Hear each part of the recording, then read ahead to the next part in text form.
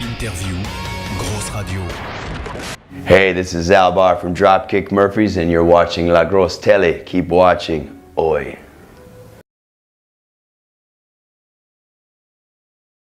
Yeah, I think it may even be our third time, but yeah, I'm not sure. I want to say we played here.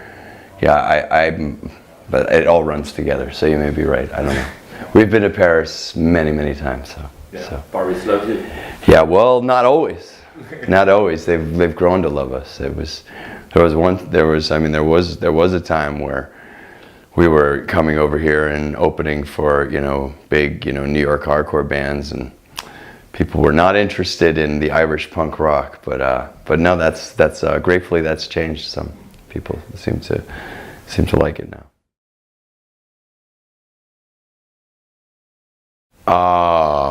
I don't think there's really any secret. I mean, I think, it's pretty boring, really. The bands, I'm going on 19 years with the band now myself. But I've been playing in bands. I was in a band for 10 years before that, and I was in bands before that as well. So I've been in bands for 34 years of my life, and so I've been standing on stages, doing that, and even before that I was in choir and stuff, so I've been, but as far as this band goes, it's, when I was younger, I didn't really, it was like after you play the show, you'd go and party and hang out and go to bed at 4 a.m, and then you'd get up again, and then you'd, do it all over again at night, and then do that, and that was touring, and that slowly, as you get older, you realize, A, you can't do that anymore because,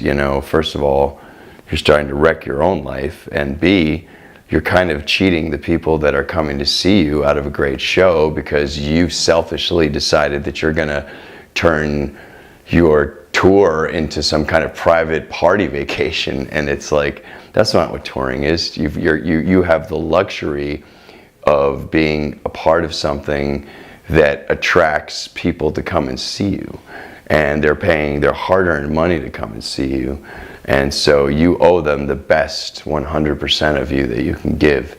And so the secret is this: you go to bed, you drink water, you exercise, you take care of yourself. It's really boring stuff, boys and girls.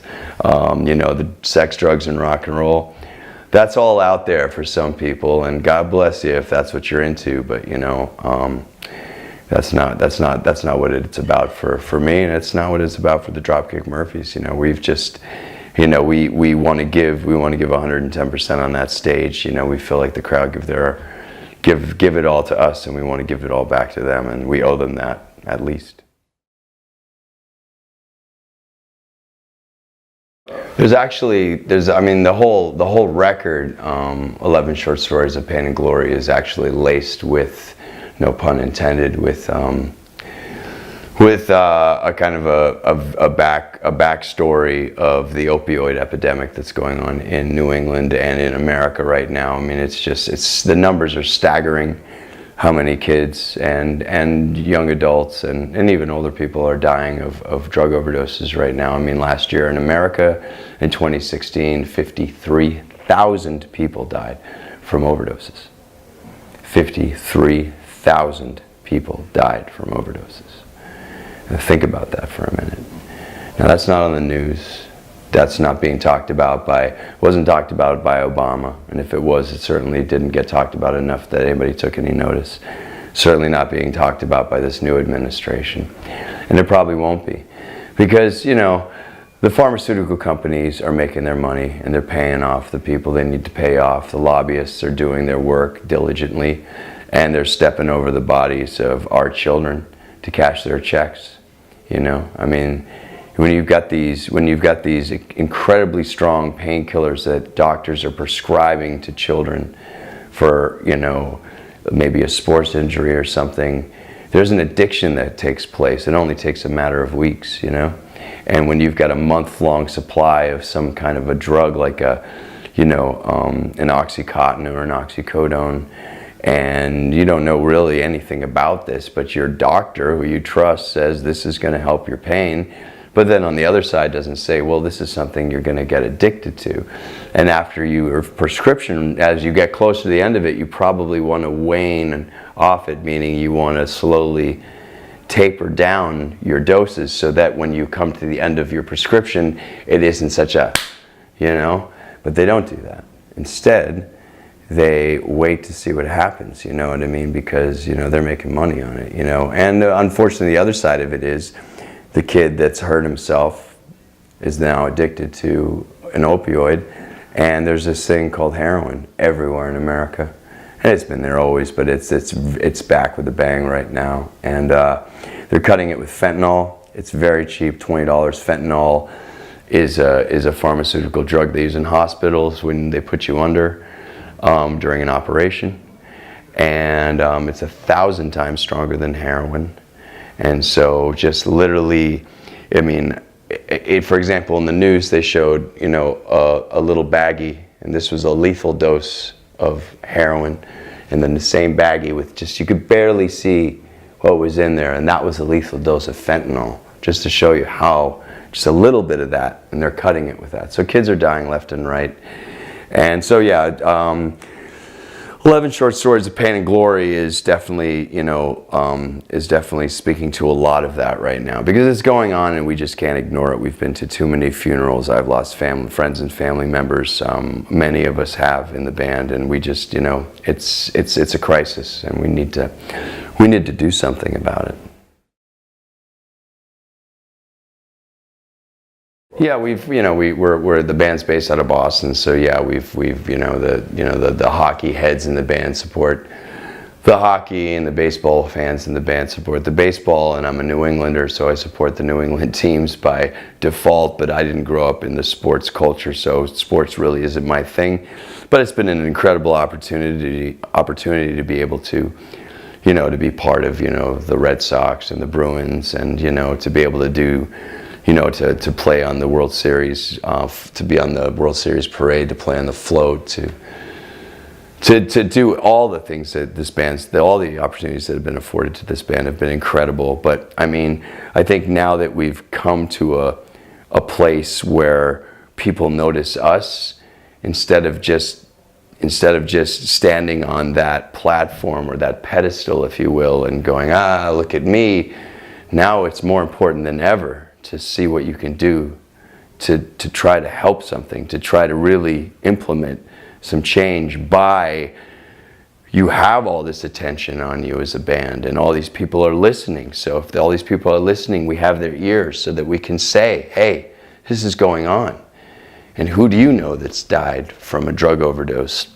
How many people do you know? And it's staggering, the number of people that have come forward and said, my father, my brother, my cousin, my sister, my girlfriend, my wife, my husband, my children, it's heartbreaking, So I think it's a responsibility that, I feel that when you especially when you come from, a place where the Dropkick Murphys come from, punk rock, which in my opinion is all about standing up and taking a stand and drawing a line in the sand. I think it's important that a band like us does what it does.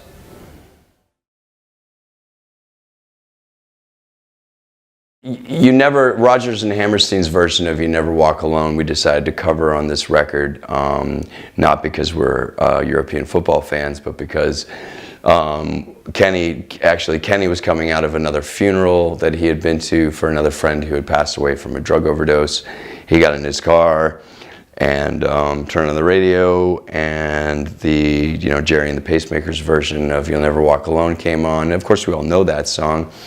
But it resonated with him in a different way at that time, and he brought it to practice and said, what if we were to turn this into a song of a message of hope, a message of, walk on through the wind, walk on through the rain, though your dreams may be tossed and blown, but the end, there's a light at the end of the tunnel, That's the message in that song. At the end, you're going through the struggle of the pain, but in the end, if you can make it through that, that's where the glory is, you know what I mean? And the album's still full of plenty of Dropkick Murphys, you know, lighthearted, typical Dropkick Murphys stuff, and there's still our style of sense of humor on there too. So it's not all just pain, you know what I mean? I just think that we couldn't make a record and not address, you know, what was going on. Well, I don't think big or small audience has anything to do with the punk rock mind, you know what I mean? I mean, it's, you know, for me, you know, when I'm on a big stage, when I'm on a small stage, because we still play on small stages too, I mean, for me, it's making that connection, you know. When I'm singing, I look and I make eye contact with every single person that I see, you know what I mean, when I'm out there, you know. I'm not, you know what I mean, I'm not just glazing over and mailing it in. I mean, our show is, we attack, you know, we attack. We're not some docile band that just are punching the clock and, oh, we're gonna get paid and all right, let's just do our thing, la la la la la. That's not Dropkick Murphys. We go and we attack. We look at every show as if this might be our last show. And if this is our last show, this is how they'll remember you. So you better make it good. That's punk rock, right? Yeah, let me tell you something. I'm in an American band. We're not an Irish band. We're all born in America. No one was born in Ireland. Ireland is a separate country from America. One of the biggest misconceptions about Dropkick Murphys is that we are an Irish band. We are a band filled with guys who have Irish roots. Yes, this is true. And Irish influences. Yes, this is true. But we're an American band. And we're an American punk rock band that goes outside of rock and roll for its influences, in that we take Celtic music and we also take American folk music and we incorporate that into our music, and rock and roll. I mean, it's everything. But we've never, ever, ever aspired to be Irish. Ireland is a lovely country. The people there are amazing. I always say 300 Irish at our show are worth 30,000 anywhere else, because they're so strong, and we love Ireland. I'm Scottish German, you know what I mean? And if you do your history on Scotland, you'll know there's a very, very tight connection between Scotland and Ireland. So my father's Scottish, and my story of how my father's family came to America is actually a very interesting one, but that's for another day. But my mother's German, and but Bavarian German, which is also Celtic. Scottish is also Celtic. So, but none of that is that important. People get really wrapped up in, oh, he's not really Irish though. He's not. None of us are really Irish, and none of us have ever said we're really Irish, because that would mean we'd have an Irish passport.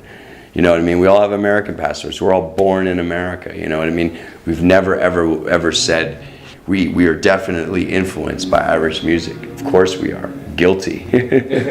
But proudly so. Proudly so. You know, we tip our hats to the forefathers of that music, the Pogues, the Dubliners, all the Wolf Tones, all the great bands that came before. You know what I mean? But we are an American band. We're coming to your town. We'll help your party down. We're an American band.